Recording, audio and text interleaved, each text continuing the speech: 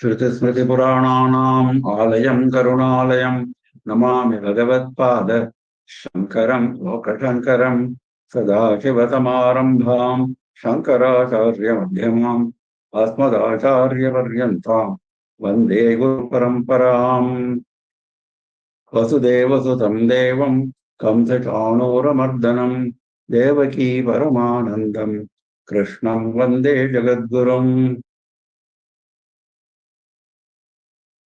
With the abundant blessings of our Acharya Swamiji, we have been able to continue with our study of Srimad Bhagavad Gita.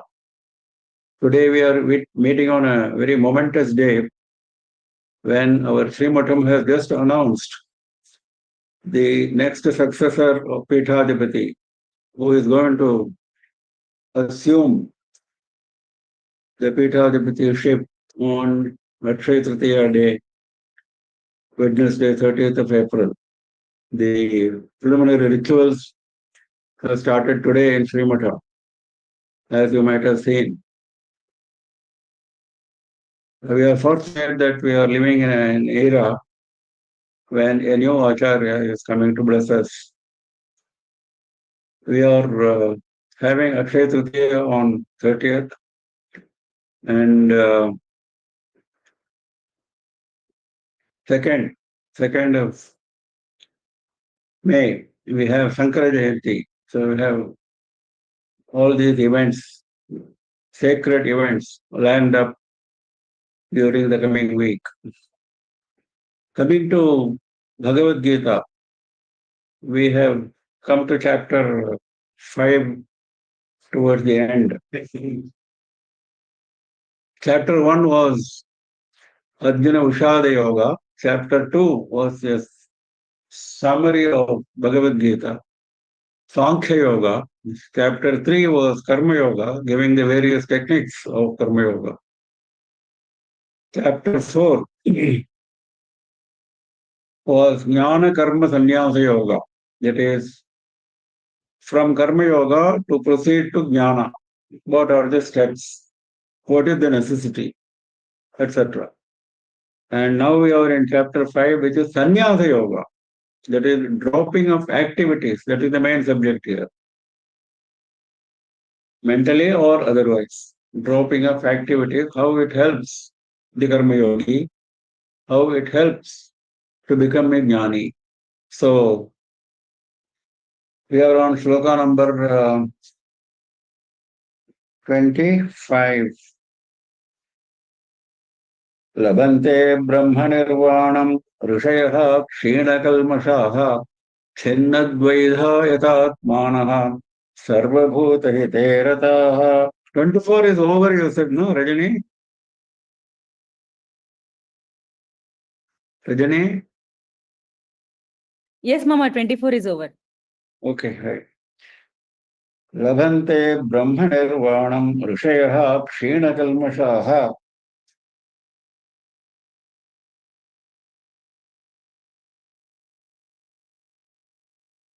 Madhusudana Saraswati explains this very nicely. He says, Prathamam yajnadibhi kshenakalmashaha. The Karma Yogi, we are always referring to Vaidika karmas, as we have seen. So by performing yajnas, etc., Agnihotram, etc., he has got rid of all his sins. Kshena kalmashaha. Tataha antakarana shuddhya rishayaha. In this process, they have made their minds pure, purified their minds. So they have been called rishayaha. They are being called rishis. Rishi is one, by definition, who is able to grasp Veda mantras from space.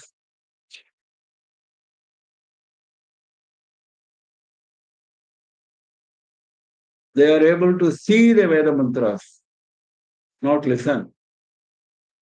As if you are seeing on a screen. They are able to see the Veda mantras on their mental screen and they express it and somebody takes it down. That is how all these Veda mantras have come down to us. So he is called a rishi. Mantra drashta. That is the definition of a rishi. One who sees the mantra. Then sukshma vastu vivechana samarthaha sanyasinaha. Because we are saying labhante brahma nirvana. They attain moksha, we are saying. So moksha can be attained only by a jnani. So for attaining jnana, they have become a sannyasi. Mentally or otherwise, they have dropped their karmas, attachment to karmas. Sukshma vastu vivechana samarthaha sannyasinaha. That means they are masters in analyzing subtle aspects of Parabrahma, Sukshma Vastu. Because unless you are able to do that, you will still come back to the level of karma, to get out of the cycle of karma and to really concentrate on Parabrahma. Because the concept of Parabrahma is subtle, he says, Sukshma Vastu Vivechana Samarthaha Sanyasinaha.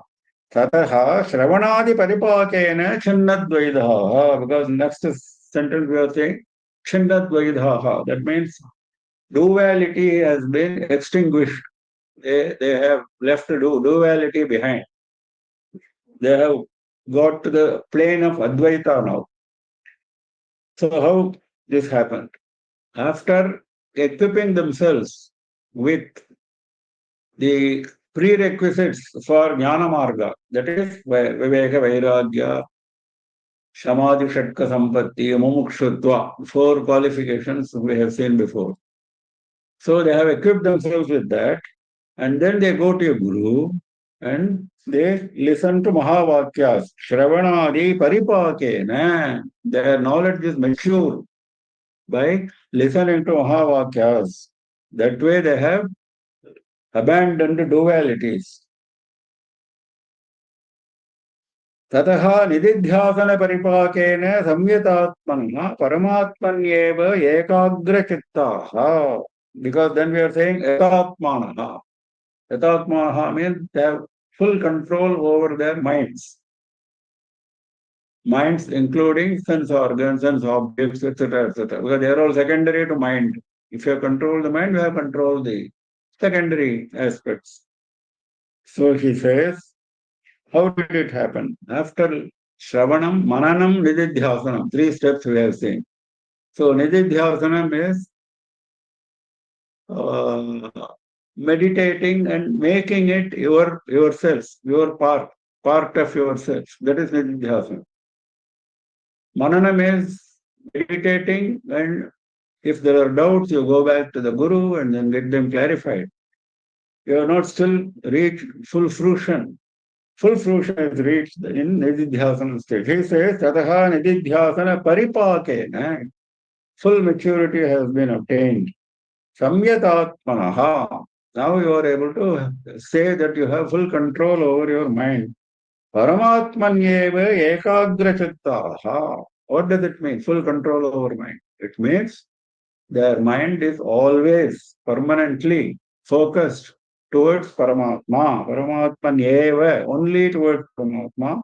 Ekagra chittaha. Focus with single pointed attention. एतादृशाश्च द्वैतादर्शित्वेन सर्वभूतहिते रताः. So he is building up, that shloka step by step, beautifully. Madhusudana Saraswati.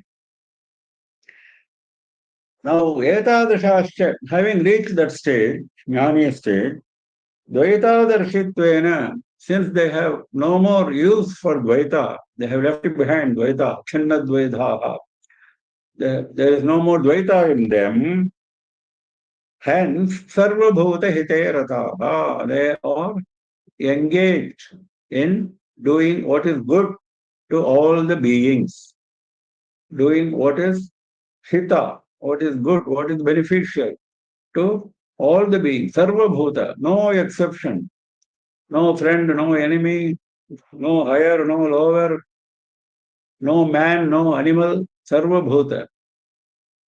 What is good for every living being, what is beneficial for every living being, they will keep continuing to do that. They will not bother about honor and dishonor, pleasure and pain, etc. All those dualities are taken leave of them. So this is how this jnani has become one who helps everyone in need. Everyone in need. Even though you may not recognize your need, he will help you. This is the idea of Sarva Bhuta Hitayrataha. Labhante Brahma Nirvanam. Such people have attained moksha even while they are holding their body. In the last shloka itself, Brahma Bhutaha Adhigachati, we said. Jivan Brahma Bhutaha Sanna Adhigachati. This was Shankara's explanation. Even while living in this body, they have become Parabrahma. So, Brahma Nirvanam Labhante, they attain moksha. And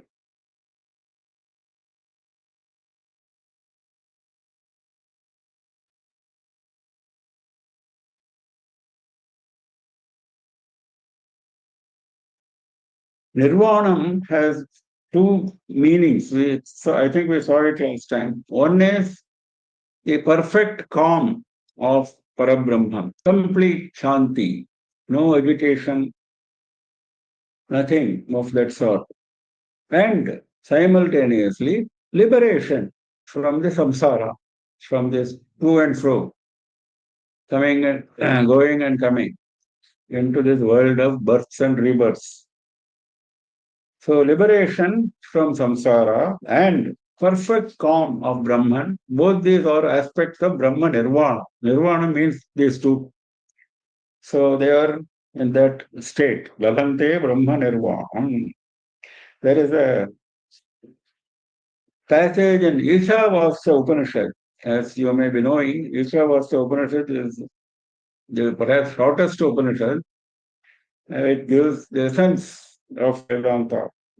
There it says in mantra number 7, Yasmin sarvani bhutani atmaiva bhut vidanataha tatrapo mohat katstokaha ekatvam anupashyataha. The very famous mantra. Yasmin sarvani bhutani atmaiva abhut vidanataha. In that person who is a jnani, all beings are same as his own Atma. All Sarvani Bhutani, all beings are same as his own Atma. So whatever he looks at the outside world, he does not look anything different from his own Atma. That is his state. In that state, Tatrako Mohakka Shokaha, in that state, how can there be a scope for delusion, for grief? Ekatvam Anupashyataha, because he is continuously in a state of Advaita, continuously in a state of Samadarsanam. We saw Samadarsanam earlier. He does not distinguish between different beings and himself. So, that is Brahma Nirvana. That is where they are Sarva Bhuta Hitaya Rataha. These are the characteristics of Jnani. कामक्रोध वियुक्तानां यतीनां यतचेतसाम् अभितो ब्रह्म निर्वाणं वर्तते विदितात्मनाम्. This is a reiteration of the previous shloka. Now, this kind of jnani, yatinam yata chetasam. Yati means it's a sannyasi. Another word for sannyasi is yati. This is a traditional sannyasi, the one who has taken sannyasa, who has gone into sannyasa ashrama. He is called yati. Why he is called yati? Because he has controlled his mind. But still, even after taking sannyasa, some little old vasanas may stay. Then that is not good enough for you to attain jnana. So he is emphasizing yata chetasam. This is the explanation given by Shankara himself. The minds are fully under control. Yatinam sannyasinam yatachetasam samyata antakaranam kamakrodha viyuktanam. They have completely rid themselves of kama and krodha, desire and anger. Then only you can be called a yati. This is an objective for an yati. Kama krodha viyuktana yatina. Yati by definition is rid of kama krodha. But by chance, if there are some subtle vasanas, he is saying yata chaitasam. You have to get over them. In that case, vidita atmanam. You are Viditatmanam is interpreted as Samyak Darshanam by Shankara. That means they have the right perception. What is right perception? Atma, Anatma, Vivekam. What is Atma, what is Anatma? That if you understand, that is right perception. And they are always focused on Atma, they don't care, they neglect Anatma. That is their characteristic. So that is why he said, Vidita Atma, one who knows his Atma, means what? One who is always wedded to his Atma. Samyak Darshina. For such people, Yatinam, Yatachetatam, Kamakrodha Viyuktanam, Viditatmanam. These are their characteristics. For them, Brahma Nirvanam Vartate. They are always in a state of moksha, given mukti. While living in this body, they have attained to mukti. And that stays with them all the time. Vartate means it is there. It is not going to go away anywhere. Brahma Nirvanam Vartate, that moksha is ever with them. Adhitaha, what is Adhitaha? Adhitaha has been explained by Shankara as Ubhayataha in two ways. What two ways? Jivatam Mritanam cha, while living in this body and after dropping this body also. Both states, their moksha is not affected. Their moksha is not affected. Abhitaha normally means in all ways. The direct meaning of word abhitaha means in all respects, in all ways. Now, what are the all respects for a sannyasi? So, there are only two. Ubhayataha, Jivatam, Mritanam, cha.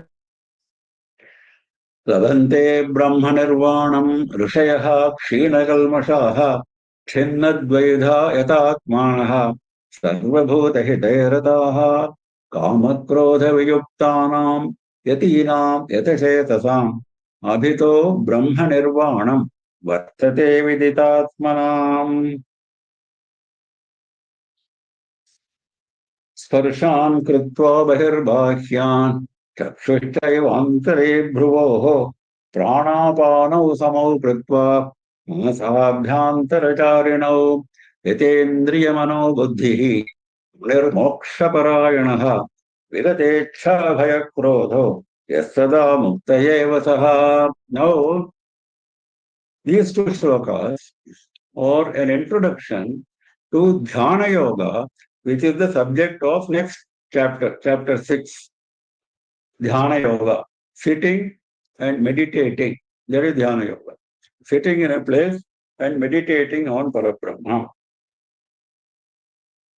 Now, this is for a person who has mastered Karma Yoga, who has attained all that is required of a jnani and not yet become a jnani. Now, that aspect will become more and more clear when we go to chapter 6. So, he has to practice to become a jnani. What he should practice? Practice meditation. That is what the Shastra prescribes. Nididhyasana, he said. What is Nididhyasana? Continuous meditation so that your mind has become extinct and it has become Parabrahma. No more mind, no more thoughts. That is the state. So that state you will reach by practicing only, isn't it? You have to practice. Everything comes through practice. That practice is Dhyana Yoga. Now, a summary of the details which are covered in the next chapter, he has given in these two slokas as an introduction. Bhagavan says, Sparshan Kritva Bahirbhashyan Chakshustaiva Bhruvoho. Sparshan Kritva Bahihi. Sparsha means objects of senses. Sparsha means actually touch, object of touch. By definition, all the five senses are included, not just touch, smell, vision, etc. So all external contacts You are keeping out, bahihi. You are keeping out all external contact. That is, when you are closing your eyes, you have lost contact with all the world. That is what he is saying. That is the first step. Sparshan kritva bahir bahyan. Bahyan sparshan. That means all the objects which are external to you, keep them out. Chakshushchaiva bhruvoho. Keep your eyes, chakshu means eyes, keep your eyes in the center of your eyelashes, eyebrows. Fixing the eye between the eyebrows. Chakshushchaiva antare bhruvoho. Pranapano samau kritva. That is, prana is, I think we saw it earlier, incoming breath, and apana is the outgoing breath in this context, not always. When we are talking about five, prana, apana, vyana, samana, udana, then there apana has got a slightly different meaning. But in the context of pranayama, which is what he is talking about, prana, apano, samau kritva, the incoming breath and the outgoing breath are equalized. That means there is no agitation because of prana. Prana is in a very smooth, natural process. Nasa bhyantaracharinav, the air movement inside the nostrils. Nasa bhyantara, inside the nostrils. Charinav, they keep moving in and out. That is samau kritva, they are equalized. Yatendriya mano buddhihi munir moksha parayanaha. Yata indriya manaha buddhihi. He has brought under control. All this is part of Dhyana Yoga, mind you. He has sat for meditation and he has achieved all this. Sense organs are under control. Mind is under control. Sense organ means the eyes, the ears, etc. If somebody goes and talks to him, he will not be able to hear anything. If something is shown in front of him, he will not be able to see it. That is bringing all these sense organs under control. Swami Vivekananda says in one of his lectures that if a person who meditates can sit in the traffic of Flora Fountain in Mumbai, a very busy place, and still continue to meditate properly, then he is a yogi, jnana yogi. This is how he defines. So that is this. Yata indriya mano buddhihi, mind as well as intellect, as well as sense organs are all under control. Munihi means mananashelaha, given to meditation, meditation on Parabrahma. And what is his goal? Moksha parayanaha, he is intent on achieving moksha.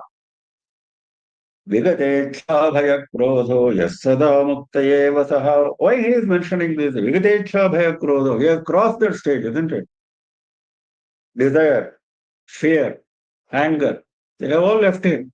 That is why he has sat down on meditation. Not necessarily.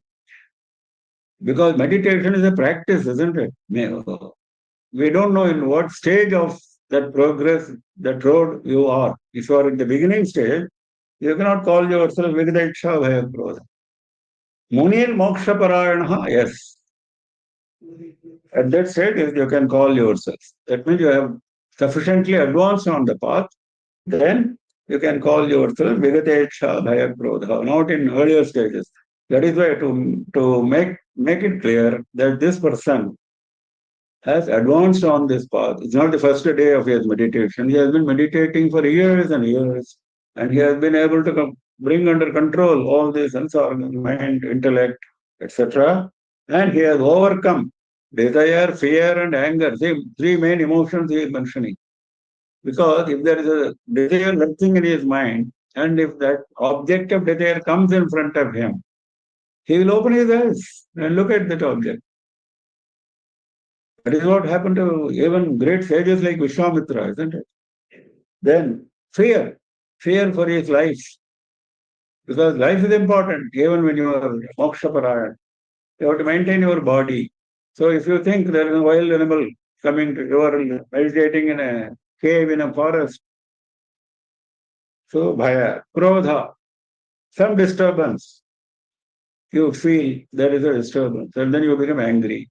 So these are things which are natural to an aspirant when he is not sufficiently advanced on the Dhyana Yoga path.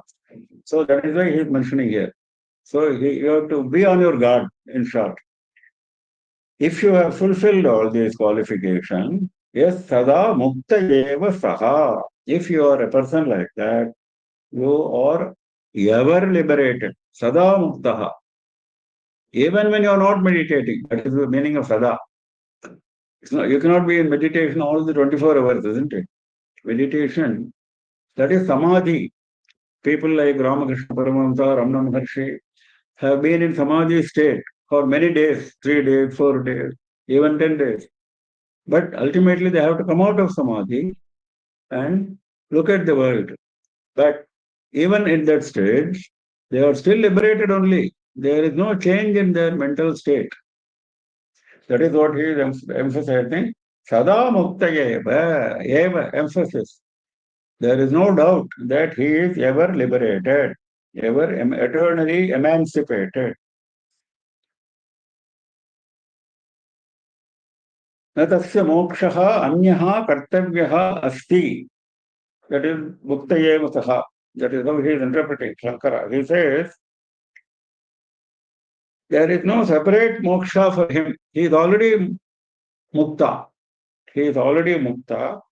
So there is no separate moksha for him. Because he said, na moksha parayanaha. So he was expecting to get liberation. Now that stage is gone. If you have advanced in that state, you are already liberated. What is there for you to look forward to? So he is emphasizing Sada Mukta Eva Saha. So this is the introduction to Dhyana Yoga, which will come in the next chapter. Sparshan Krutva Vahirbhakyan Chakshvattaivantere Bhruvoh Pranapanau Samau Krutva Masabhyantaracharino यतेन्द्रियमनोबुद्धिः निर्मोक्षपरायणः विगतेच्छाभयक्रोधो यः सदा मुक्त एव सः भोक्तारं यज्ञतपसां सर्वलोकमहेश्वरं सुहृदं सर्वभूतानां ज्ञात्वा मां शान्तिमृच्छति. This is the closing sloka of this chapter. Sort of, because he touched upon Dhyana Yoga, now he wants to, because subject of this chapter is Sannyasa Yoga, so he wants to emphasize what is the state of sannyasi, which he covered in the previous sloka. Now he closes with that subject once again. Bhoktaram yajñatapatham sarvaloka maheshwaram suhridam sarvabhutanam attvamam shanti pritchati. That jnani who has become liberated, mukta eva saha. And the previous sloka also we talked about that, Brahma Nirvana, etc. So that mukta, that person who has been liberated, shantim richati, he is ever in a state of peace. He attains peace. Shantim richati, he attains peace. He attains peace. Why? On what basis? Mam jnatva, knowing me. Knowing me means Paramatma. Knowing Paramatma, because Krishna stands for Paramatma, not for Krishna. Krishna stands for that we have seen before. So, Mam Jnatva, knowing me, he attains peace. So the point is knowing him. Knowing means attaching yourself to him. That we have seen before. Just now we saw. You have no other thought other than Paramatma. Now, when you think of Paramatma, when you meditate on Paramatma, what do you meditate on? So he is giving some guidance, some clues. We are always saying meditate on Paramatma, meditate on. What to meditate on? There are many ways. Many books on yoga will teach you many things. Even Srimad Bhagavatam has a lot of information in this yoga. meditation. You can, according to Srimad Bhagavatam, you can meditate on the form of Mahavishnu, the full form, right from head to toe, or you can concentrate on one part, maybe say face, or you can concentrate only on eyes. So like this, Bhagavata gives you a lot of guidance. But that's not the only way to meditate. There are many, many ways given in many other shastra. Now here he is giving some guidance. What are the aspects that you should meditate on? Bhoktaram yajna tapasam. Paramatma is the enjoyer of all yajnas and all tapas. All yajnas and all tapas which you are performing or being enjoyed by him. When you say enjoyed, the fruit of yajna and tapas will go to him. Well, obviously, it goes to him. But that is not the only thing which Shankara is nicely extending that argument. He says, yajnanam tapasam cha kartrurupena devata rupena cha. Not only as devata, where he is accepting your yajna and tapas, and the fruit of yajna and tapas. Not only that, kartra rupena, the very person who is performing that yajna, the very person who is performing that, engaged in that tapas, that also is Bhagavan only. He is no different because he has attained that stage, isn't it? Just now we saw, isn't it? Sada mukta yeva saha. What does it mean? He has attuned himself to Paramatma in all respects. So the karta is also the enjoyer. Both are same. Bhoktaram yajna tapasam sarvaloka maheshwaram. Another aspect is he is the overlord of all the worlds. It's supposed to be 14 worlds. 7 above earth, including earth, and 7 below us, Patala, etc. So above, right up to Brahmaloka. Now, this is what the Shastra teaches us. Out of 14, we are in one, Bhumi. So, Sarvaloka Maheshwaram. You think of him as the overlord of all the created worlds. Suhridam Sarvabhutanam. This is most important. Even if you don't consider Bhoktaram Yajnatapasam one aspect, second aspect is Sarvaloka Maheshwaram. Even if you neglect these two aspects, but if you concentrate on Suhridam Sarvabhutanam, you will get all the merit because that quality is like that. He is the friend of all living beings, all living, no exception. Suhrit is a friend. What friend? Not an ordinary friend. A well-meaning friend. Suhrit. His part is always thinking of good for you, benefit for you. That is why he is known as Suhrit. So he says, Sarva Bhutanam Suhridam. In fact, this expression Suhridam Sarva Bhutanam, Bhagavan is going to use again in other future chapters also. Very important. Now, this is being interpreted by Shankara like this beautifully. Sarva Praninam Pratyupakara Nirapekshayataya Upakarinam. What is Suhrit definition? Without expecting anything in return, he will help you. That is the definition of Suhrit. Even in the mundane world, if we have a friend who is going to help us when we are in need, without expecting anything in return, then he is a Suhrit. If he is expecting, then he is called Mitram. That is coming in future chapter. Suhran Mitram, Udavati, etc. So, Sarva Praninam Pratyupakara Nirapekshitaya Upakarinam. Without expecting anything in return, he is out to help you. That is Suhridam Sarva Bhutanam. In fact, he is expanding it further. Adi Shankara is expanding it further. Sarva Bhutanam Hridayeshayam Sarva Karma Phaladhyaksham Sarva Pratyaya Sakshanam Mam Narayanan. He says Mam, that Mam is expanding it like this. Sarva Bhutanam Hridayeshayam. One who is living in the hearts of all living beings. Hridayeshe Arjuna Tishtati. Bhagavan says in another sloka. for all living beings. He is there, all in the heart of all. Sarva Bhutanam Hridayeshayam Sarva Karma Phaladhyaksham. This does not apply to the Jnani, this applies to ordinary people. Sarva Karma Phaladhyaksham. For all the activities, he is the one who ensures that you get the fruit. Phala Adhyaksham. Presiding deity of giving you the fruit of all your karma. Sarva Pratyaya Sakshanam. Pratyaya in this context means the ideas in the mind. Whatever you think, he is the witness. You cannot do anything, you cannot think of anything hidden from him because he is there, witness in the heart. So these are the various characteristics which you can use for meditation. Sarva Pratyaya Sakshanam Mam Narayanam. Because Narayanam by definition means the goal for all human beings, isn't it? The destination for all human beings. So, this is how he is giving the guidance. Even while meditating, you can think of all these things. Bhoktaram yajñatapatam sarvaloka maheshwaram suhridam sarvabhutana jnatva mam shanti vricchati.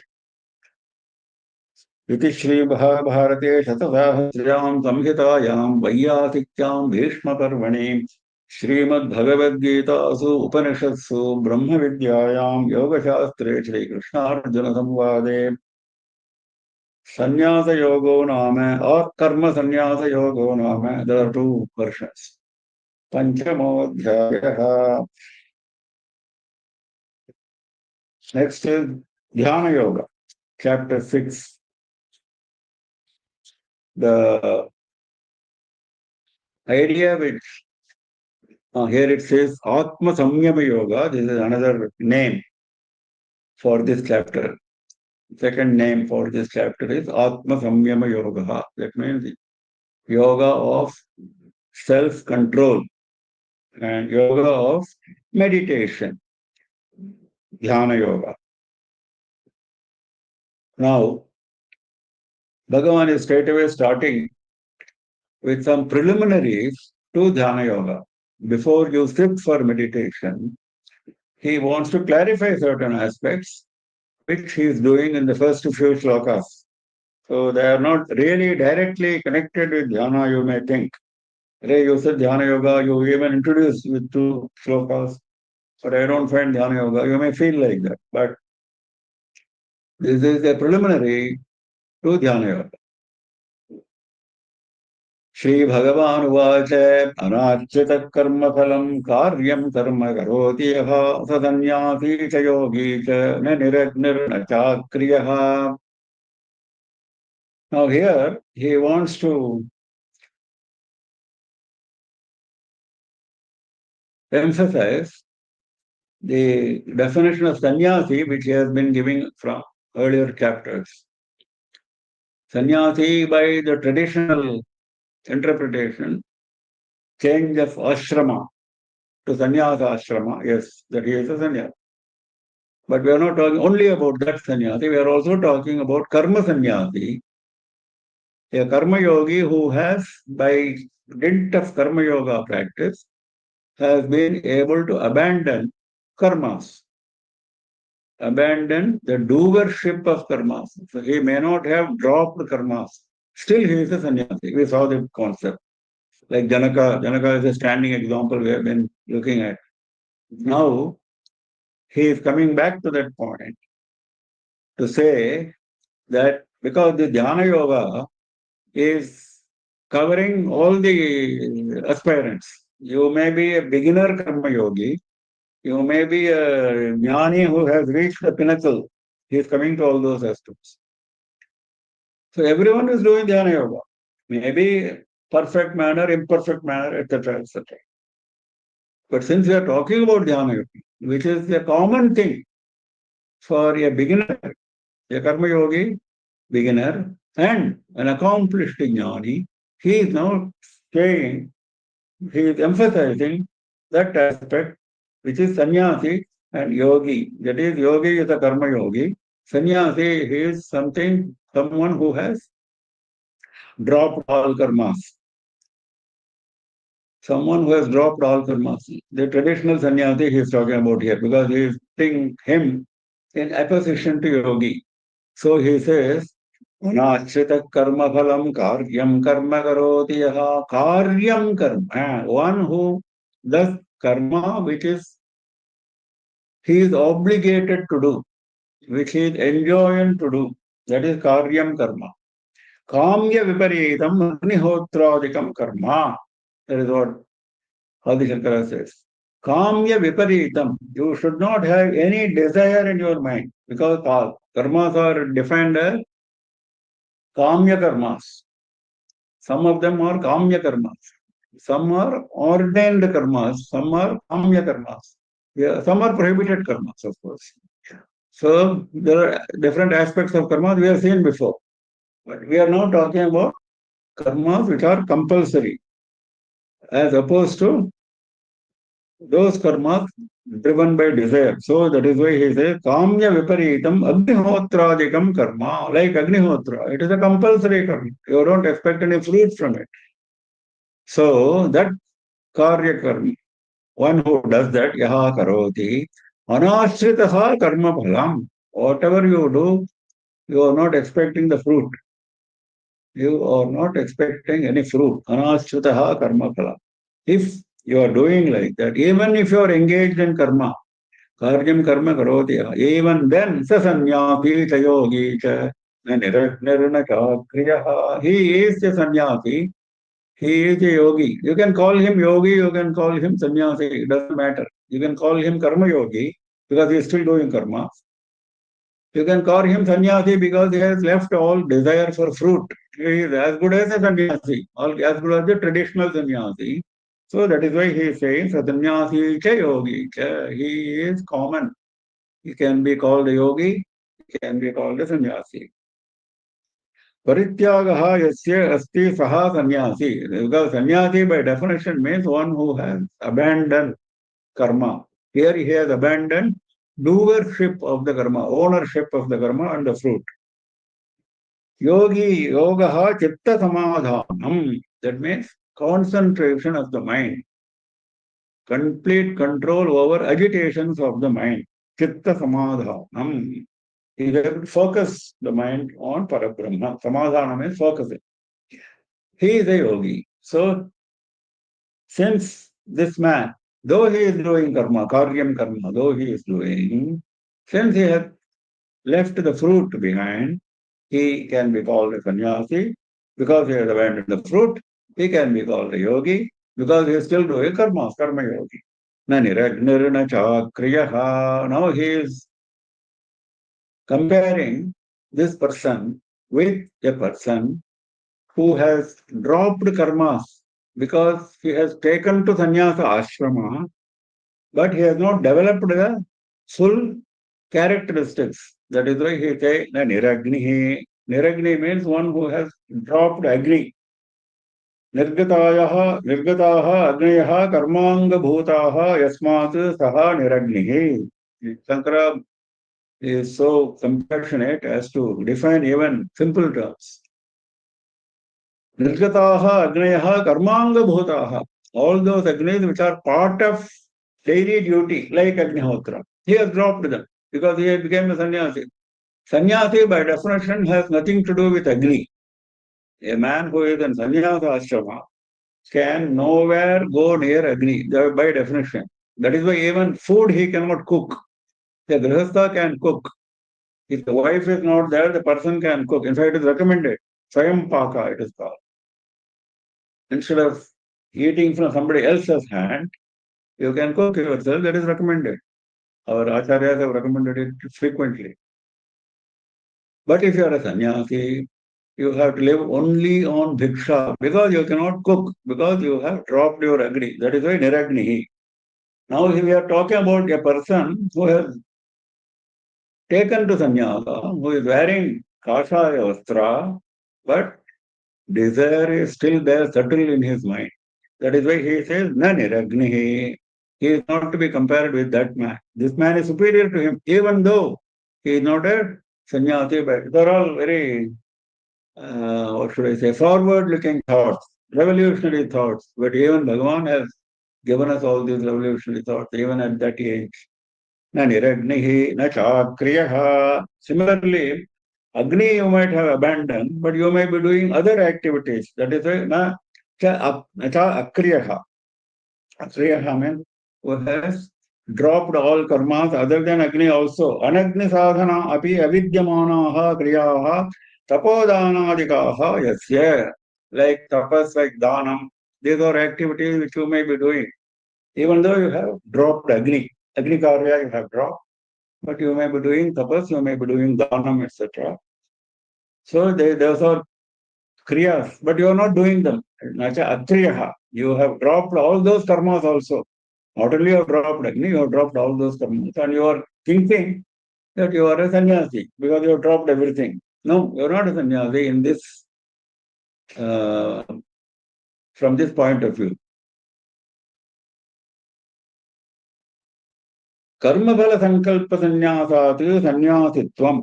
योगांगत्वेन च कर्मानुष्ठानात् कर्मफल संकल्पस्य चित्त विक्षेप हेतोः परित्यागात् योगित्वं च इति गौणम् उभयम् गौणम्. Both the gunas, sannyasi च yogi च, both the gunas have come to this man. He is explaining that because he has dropped the fruits of all the karmas, he has become a sannyasi. That is simple.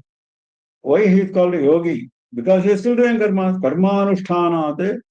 But doing karma without expecting the fruit, because fruit is a distraction. Chitta vikshepa hetoho. When you are doing a karma expecting the fruit, fruit is a distraction for the mind. So you are not really concentrating on the karma or on Parabrahma by definition.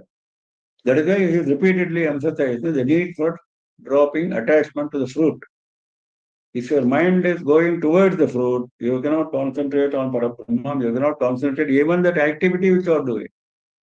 That is why he is saying, Chitta Vikshepa Heto. Oh, this is the cause of agitation in the mind, diversion of the mind. What? This fruit. So that he has left Karma Phala Sankalpasya. Parityagat. Since he has left it, that yogi is also to be included here. Yogitvam chaiti gaunam ubhayam. Both the characteristics are to be taken in him. So he says gaunam because it is secondary. It's not primary, because primary we will confuse with the man who has taken sannyasa ashrama, isn't it? Or yogi also, there are traditional definitions. We are not talking about those traditional definitions. That is why he is saying it is gaunam ubhayam, secondary. Secondary yogi, secondary sannyasi, both those qualities come to him. Now, next shloka, he is going even further.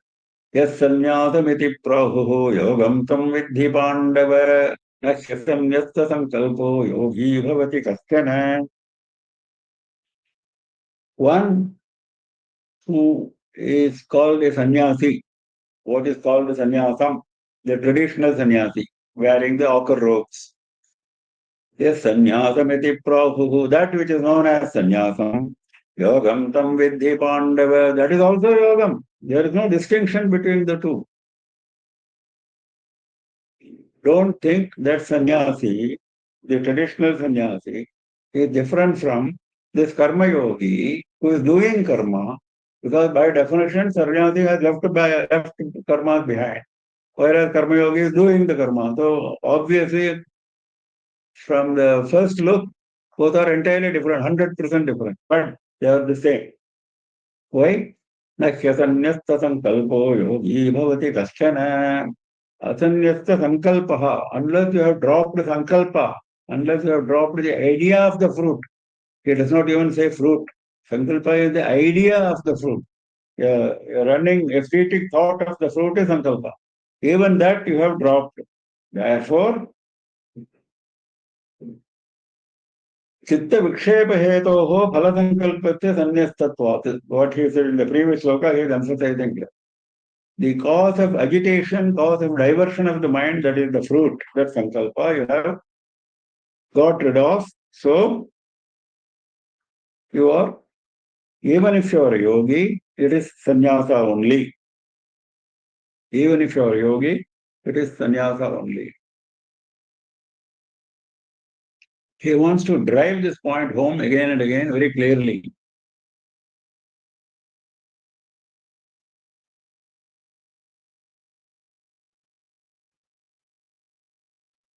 Samadhanavam avikshipta chittaha bhavet. That is yogi by definition. He has concentrated, fully focused on Parabrahma, and his mind is not distracted by the fruit. Avikshipta chittaha. Anashrita karma phalam karyam karma karoti yaha tasanyati yogi cha na niragnir nirakriyaha yam sanyasamiti prahuhu yogam tam vidhi pandava nahya sanyasta sankalpo yogi bhavati kasyana. आरुरुक्षोर्मुनेर्योगं कर्मकारणमुच्यते योगारूढस्य तस्यैव शमः कारणमुच्यते. Here he is talking about two types of, now he is coming to Dhyana Yoga, because Dhyana Yoga was the subject.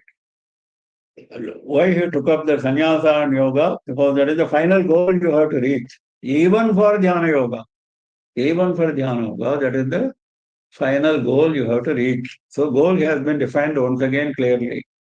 Now let us look at the technicalities of Dhyana. Aururukshor muner yogam karma karanamachyate yogarudhasya tasyaiva shamatkaranamachyate. Now Dhyana Yoga, he is talking about two personalities. Both are in Dhyana Yoga. One personality is just a beginner, but he wants to achieve the goal. His goal is there, very clearly defined, but he is a beginner. The other man, he has completed, master. He doesn't need any more Dhyana Yoga, that master. So both are now. Arurukshoho is the beginner. He wants to ascend. Arurukshoho means one who wants to ascend the path of Dhyana Yoga. Yoga Rudha is one who has ascended. That means he has mastered yoga. Now for the first one, the beginner, Muni, even though he is a beginner, he is a Muni. He is being qualified as a Muni. He is not just a person, ordinary person. He is a Muni, means he is given to meditation, Manana Shila, because he has practiced meditation. He has practiced meditation, but he has not attained the goal.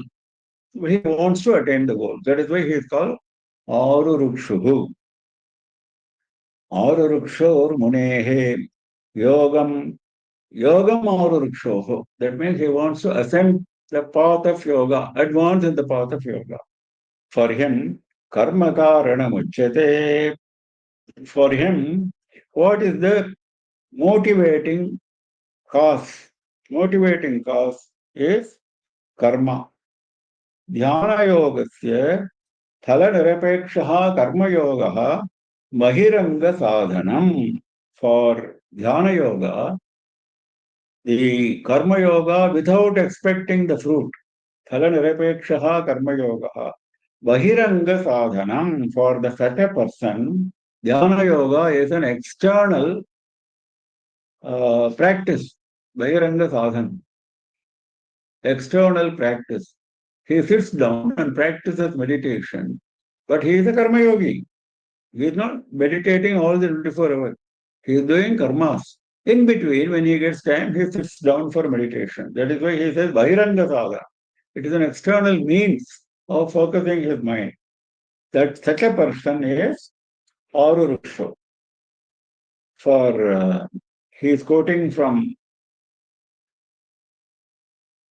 Mahabharata. Adi Shankara quotes from Mahabharata. Naita adisham brahmanasya astivittam. यथैकदा ममता सत्यता च शीलं स्थितिर्दण्डनिधानमार्जवम् ततः ततश्चोपरमः क्रियाभ्यः. You cannot drop away karmas. That is why you are karma yogi. You can drop the attachment to the fruits. Dropping attachment to fruit, we have been talking all along. But that is, again, connected with so many virtues. Now, Mahabharata goes into those virtues. You keep cultivating those virtues simultaneously with your dropping of attachment to the fruit. Those, what are those virtues? Naita adhikam brahmanasya tividam. For such a person, such a brahmana means such a person who is intent on attaining Brahman, there is no wealth equal to, he is giving a list. That is, this is the wealth for him, not the wealth which we think of. Yasa ekata, samata, satyata, ekata, unity. He doesn't want to see any diversity all around. We have seen before, na? Samadarshana. Vidya Vinaya Sampanne cha Brahmane Gavihasthini. He wants to go to that state. So, Ekata, Samata, Satyata, Samata, equality. Ekata is seeing oneness. Samata, equality. Satyata, he will never deviate from truth. Truth is basic. Sheelam, good character. He will never deviate from good character. Sthiti means being firm. Being firm in what you have taken up. Danda nidhanam arjavam. That is, arjavam is straightforwardness, integrity. And danda nidhanam is gentleness. Don't become harsh. That is the basic virtue you have to. Gentleness. Danda nidhanamarjavam tatattatcho paramah kriyabhyaha. If you keep on developing these virtues, uparamaha kriyabhyaha, whatever kriya you have undertaken, you can slowly drop those karmas. The tendency to drop the karmas will develop. Tatattatcho uparamaha kriyabhyaha. Withdrawal from karmas will happen to you in due course if you develop these virtues. That is what Mahabharata teaches us, which Adi Shankara is quoting. So he says, if you are Arurukshu, you have to keep these things in mind. Now, what about the person who has reached the pinnacle, reached the peak? He is Yoga Rodha. He has ascended the peak of yoga. Yoga Rodhasya Tasyaiva, the same person. Tasyaiva is important. Same person who was Aruruksho earlier has become Yoga Rodha now. Same person. Now we are not talking about two different persons. Because for him, karma karanam uchyate. For him, the motivating factor was karma, mind you. Karma was nourishing him. Where is the question of dropping the karmas? Karma was nourishing him. Because through karmas, he was developing the taste for dropping the fruit. I will do the karma without expecting the fruit. That is why all these qualities he is cultivating, ekata, samata, etc. So he has not achieved the maturity to drop the karmas. So karmas are required for him. Karmas are the nourishing nutrients for his advancement. For the person who has attained the peak, Sasyaiva, for the same person, Shamak Karanam Uchyate, Sama is complete withdrawal from karmas. For him, Karanam is the cause for peace of mind. The cause which will give you peace of mind so that you will get jnana and moksha, next stages. That peace, that quality, that preparatory quality is Karanam. What is the Karanam? Shamaha, withdrawal from Sarvakarmebhyaha nivrittihi. This is the withdrawal from all karmas. So this is the contrast of one who is a beginner and one who is a master. For a beginner, karma is a motivating factor. Though he is developing the attitude of dissociating himself from the ownership of the karma and from the fruits of the karma. But for a person who is a master, he doesn't need the karma anymore. He doesn't need that nutrition. He has already matured. So he has dropped the karma. So that point he is making clearly.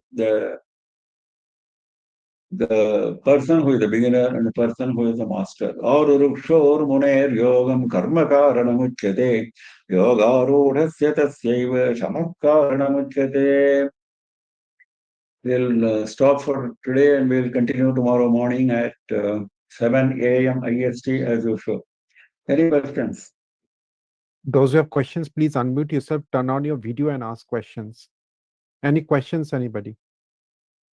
Namaskar. Namaskaram, Mama. In the 5th chapter, 26th shloka. Earlier chapter. Yeah, 5th 26. one. Yes, Mama. 26. Yes, Correct. tell me. 27th, sorry, Mama. So you have mentioned about the Chakshu Chaivantaro Bhuvaho. The first.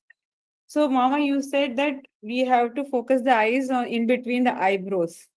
So is it like the closed eyes, or those the real eyes, or the internal eyes? What exactly? Well, you can close your eyes.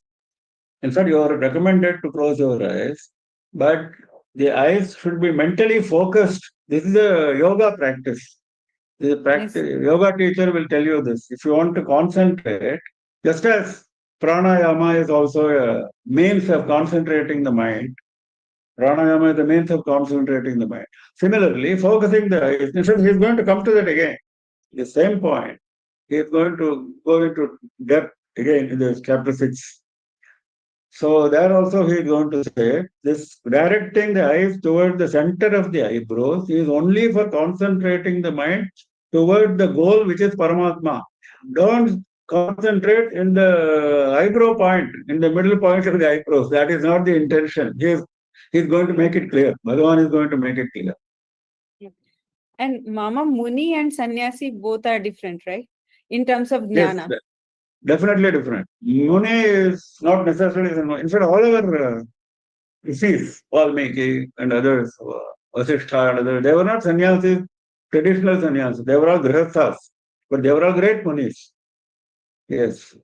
In terms of jnana level, Mama, I mean, when you say jnana, they don't have that much like for the moksha, like what that spiritual, that one I was not understanding. No. Who said that traditional sannyasa is a necessity for, that's what he has been saying repeatedly. That is exactly what he is saying. That is why he brought in Janaka as an example. So, there is no need for you to go to sannyasa ashrama to become a jnani. As a karma yogi, as a grihastha, you can become a jnani. So, Vasishtha was the greatest jnani that we know, but he was not a sannyasi. So, like that. Okay, ma'am. That's thank you. Yeah. Guruji, can you example of sannyasi? We know munis who are. Example of sannyasi. Adishankara himself. Why do we need another example? Adishankara was the greatest sannyasi and the greatest jnani. He is the avatar of Parameshwara and he has been teaching us jnana. There are so many sannyasis in our history. Many are the sannyasis. There is no doubt of sannyasis. Thank you. Yeah. Any other question? Last question? No questions, Guruji. Yeah, okay. We close for the day. Meet again tomorrow morning. 7 AM IST. Namah Parvati Pataye Har Har Mahadeva Sarvatra Govinda Nama Sankirtanam Govinda Govinda Shri Raja Rajeshwari Jaya Jaya. Thank you, Guruji. Thank you, sir.